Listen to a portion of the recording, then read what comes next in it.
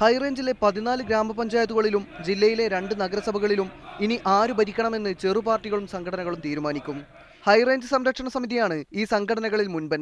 103 സീറ്റുകളിൽ മത്സരിച്ച സമിതി നേടിയത് 42 സീറ്റുകൾ. ഹൈറേഞ്ചിൽ LDFന് കരുത്തേകിയതും സമിതിയുടെ വോട്ടുകളാണ്. മൂന്നാറിൽ ശക്തമായ സാന്നിധ്യമായി മാറിയ പെൺപിളയൊരുമൈ മൂന്നാർ പഞ്ചായത്തിൽ 2 വാർഡുകളിലാണ് വിജയിച്ചത്. ഇവിടെ LDFന് 10 സീറ്റും UDFന് 9 സീറ്റുമാണ്. ഭരിക്കണമെങ്കിൽ 12 സീറ്റുകൾ വേണം. മത്സരിച്ച 4 സീറ്റുകളിൽ 3 വാർഡുകളും നേടിയ AIADMK പീരുമേട് പഞ്ചായത്തിൽ നിർണായക ശക്തിയാണ്.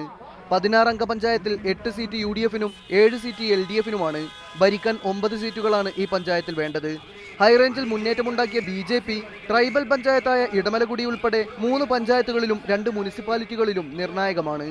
വരും തെരഞ്ഞെടുപ്പുകളിൽ ഈ ചെറുപാർട്ടികളെയും സംഘടനകളെയും കണ്ടില്ലെന്ന് നടിച്ച് മുന്നോട്ടു പോകാൻ ഇരു മുന്നണികൾക്കും സാധ്യമല്ലെന്ന് വ്യക്തമാക്കുന്നതാണ് തെരഞ്ഞെടുപ്പ് ഫലം. ബിജു തറയിൽ, മീഡിയ 1, ഇടുക്കി.